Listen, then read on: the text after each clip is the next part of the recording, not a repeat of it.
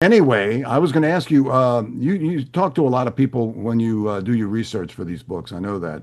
And who are some of the new people, perhaps, that you got to talk to about this particular edition? Well, one of the old reliable, and I mean old, and I've talked to him many, many times, not that he's old, because he is the absolute youngest person I've ever met in my entire life. I think go But ahead. one of the people is the magnificent Ivor Davis. Robert I had Davis. a dream last week that he and I were out at dinner or something. It was really weird. Yeah, he's incredible. And I wish that people would listen to Ivor because Ivor tells the story correctly, the way it really happened.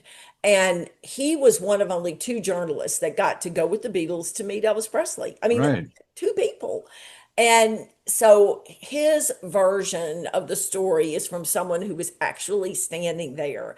And he was so gracious to not only give me an interview, and of course, I used his book as reference, but I Hmm. sent him the chapter afterwards and said, Ivor, what did it get wrong? And he's like, this. This is the car I was driving. This is what time of day it was. You have the sun already going down. It hadn't gone down yet. So, talking to Wow. firsthand people who really were there, makes all the difference in the world.